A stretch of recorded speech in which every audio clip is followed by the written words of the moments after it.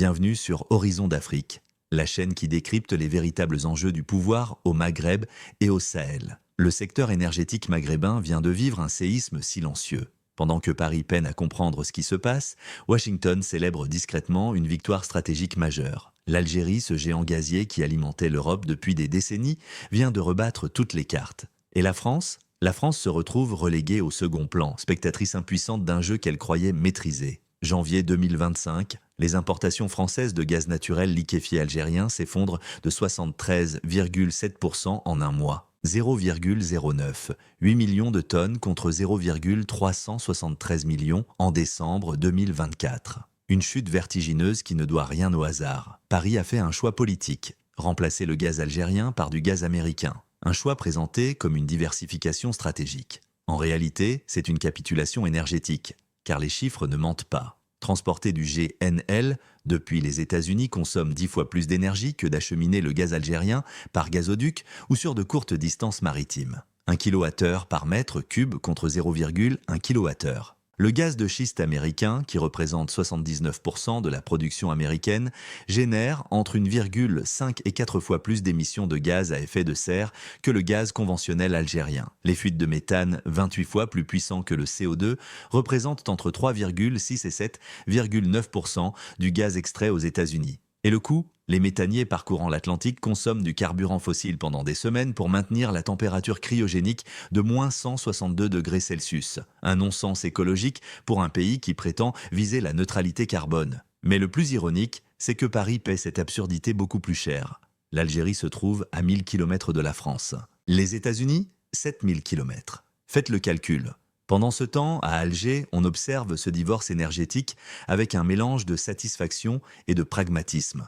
Car si la France tourne le dos au gaz algérien pour des raisons diplomatiques, l'Algérie, elle, a déjà trouvé de nouveaux partenaires. Des partenaires qui ne posent pas de questions embarrassantes sur les droits de l'homme ou la gouvernance. Des partenaires qui paient comptant et investissent massivement. Des partenaires américains, mai 2024. Le ministre algérien de l'énergie, Mohamed Arkab, annonce la clôture d'un appel d'offres historique portant sur 6 blocs onshore couvrant 152 000 km². La première initiative de cette ampleur depuis l'échec de 2014, où seules 4 des 31 zones proposées avaient été attribuées. Cette fois, les géants américains se bousculent au portillon.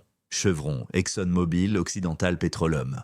Le gratin pétrolier américain débarque en Algérie. Et Total Energy ? Absent, totalement absent. L'absence remarquée du champion français ouvre un boulevard aux Américains. Un symbole qui résume parfaitement la nouvelle donne énergétique maghrébine. La France recule. Les États-Unis avancent ? L'Algérie arbitre en fonction de ses intérêts nationaux, pas des états d'âme parisiens. Les discussions sont déjà bien avancées. 23 mai 2024, Sonatrach signe un accord de principe avec ExxonMobil portant sur l'ensemble de la chaîne de valeur pétrolière dans les bassins d'Ahnet et de Gourara. 13 juin, lettre d'intention avec Chevron pour les bassins d'Ahnet et de Berkine. 30 octobre 2025, réunion à Alger entre le PDG de Sonatrach et une délégation Chevron pour faire le point sur l'avancement du partenariat. En janvier 2025, Chevron franchit une étape supplémentaire. La compagnie signe un contrat de 100 millions de dollars avec l'Agence algérienne de valorisation des ressources en hydrocarbures pour étudier le potentiel offshore du pays. 131 000 km² le long du littoral. Un investissement colossal qui démontre la confiance américaine dans le potentiel algérien. Août 2025,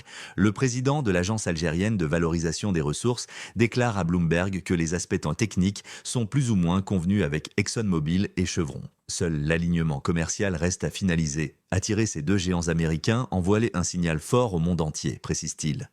Le signal est clair, l'Algérie est de retour sur la carte énergétique mondiale. Mais cette fois, avec les Américains, pas les Français. Ce qui rend cette offensive américaine possible, c'est la réforme de 2019 du Code algérien des hydrocarbures. Pendant des décennies, la loi 4951 plafonnait la participation étrangère dans les entreprises algériennes à 49% maximum. Un cadre juridique rigide qui décourageait les investissements. Novembre 2019, le Parlement algérien abroge cette loi. Il adopte simultanément une nouvelle législation ouvrant le secteur des hydrocarbures aux multinationales. Des contrats de partage de production plus souples, des garanties juridiques renforcées, un environnement fiscal plus prévisible. Résultat, les États-Unis représentent désormais 29% des investissements étrangers en Algérie. 29%, un chiffre qui illustre l'ampleur du basculement. Pendant que Total Energies hésite, ExxonMobil et Chevron signent. Pendant que Paris sanctionne diplomatiquement, Washington investit commercialement. L'ironie de cette situation, les États-Unis profitent directement du refroidissement diplomatique entre Alger et Paris. Plusieurs think tanks américains soulignent cette synchronisation troublante. Washington clarifie sa position sur le Sahara occidental, reconnaissant de facto la souveraineté marocaine. Cette prise de position aurait pu braquer l'Algérie. Au contraire, elle ouvre des opportunités commerciales massives que les pétroliers américains exploitent sans complexe. Car l'Algérie joue sa propre partition. Le régime algérien a besoin d'investissements massifs pour moderniser son secteur énergétique. La consommation intérieure explose, la population atteint 47 millions d'habitants. Les subventions pèsent lourdement sur le budget. Les recettes d'exportation d'hydrocarbures représentent 86% des exportations totales entre 2019 et 2023. Diversifier l'économie reste un objectif lointain. Dans ce contexte, peu importe que Washington soutienne Rabat sur le Sahara occidental. Ce qui compte, c'est que Chevron et ExxonMobil apportent la technologie, les capitaux, l'expertise nécessaire pour exploiter les ressources en gaz de schiste. Parce que c'est bien de cela qu'il s'agit. Transformer l'Algérie en nouveau Texas. Le pays possède certaines des plus importantes réserves de gaz de schiste au monde. Les bassins d'Anet, de Gourara, de Berkine regorgent de formations schisteuses similaires à celles exploitées aux États-Unis. Mais exploiter le gaz de schiste demande un savoir-faire spécifique. La fracturation hydraulique, le forage horizontal, la gestion de l'eau, les Américains maîtrisent parfaitement ces techniques. Ils ont transformé les États-Unis en premier exportateur mondial de gaz en 15 ans. L'Algérie veut reproduire ce miracle. Le président de l'agence algérienne l'admet volontiers. Les États-Unis n'ont pas atteint ce niveau de performance du jour au lendemain. Cela leur a pris au moins 15 ans. Mais l'Algérie pourrait y arriver plus rapidement car l'infrastructure, les installations, le réseau de pipeline sont déjà en place. Pour les investissements proches des infrastructures existantes, il suffira de collecter des données préliminaires, réaliser des tests initiaux et connecter aux installations. Un processus de 2 à 3 ans. Cette vision optimiste repose sur un atout majeur que l'Algérie possède contrairement à d'autres pays. 3 connexions directes par gazoduc vers l'Europe, le Med-Gaz vers l'Espagne, le Transmed vers l'Italie via la Tunisie, le Maghreb-Europe vers l'Espagne via le Maroc, actuellement fermé suite aux tensions algéro-marocaines. Cette infrastructure donne à l'Algérie un avantage compétitif énorme sur des fournisseurs plus éloignés, comme le Qatar qui doivent expédier du GNL par navire. Et les chiffres confirment cette position stratégique. En 2024, l'Algérie reste le 3e fournisseur de GNLL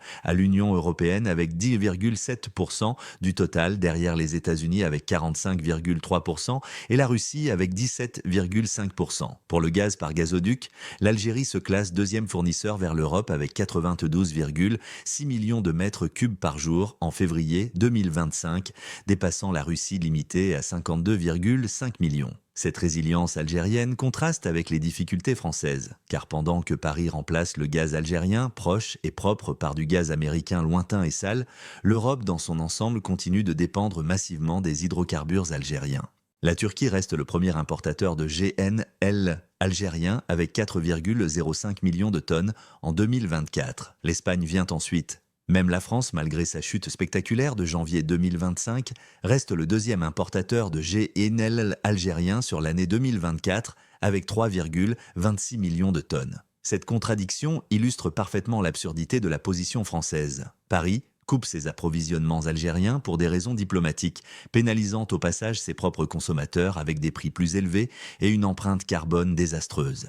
Mais l'Europe continue de s'approvisionner massivement en Algérie. Résultat, la France paie plus cher un gaz plus polluant venant de plus loin, pendant que ses voisins profitent tranquillement du gaz algérien. Et Sonatrach, le géant algérien affiche un chiffre d'affaires record de 70,9 milliards de dollars en 2024. Les revenus gaziers restent massifs malgré une légère baisse des exportations vers l'Europe. La concurrence américaine grignote des parts de marché, certes. Mais l'arrivée d'ExxonMobil, Chevron et Occidental Petroleum promet de relancer la production et de découvrir de nouvelles réserves. Car c'est bien là l'enjeu stratégique de cette alliance algéro-américaine. Développer les ressources en gaz de schiste pour compenser la baisse progressive des gisements conventionnels. Augmenter les capacités d'exportation pour répondre à la demande européenne croissante. Moderniser les infrastructures pour maintenir la compétitivité face aux concurrents américains et qataris. La France, pendant ce temps, contemple les ruines de sa politique énergétique maghrébine.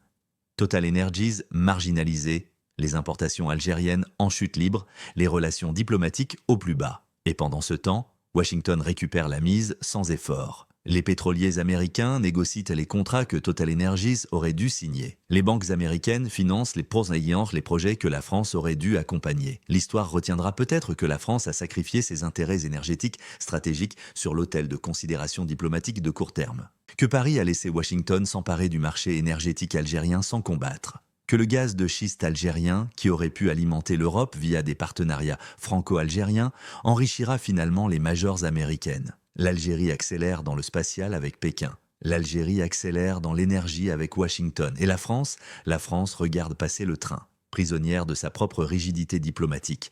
Le Maghreb énergétique a changé de main. L'Amérique a gagné, la France a perdu. Si cette analyse vous a plu, abonnez-vous à Horizon d'Afrique pour ne rien manquer de nos décryptages exclusifs sur les véritables enjeux de pouvoir au Maghreb et au Sahel.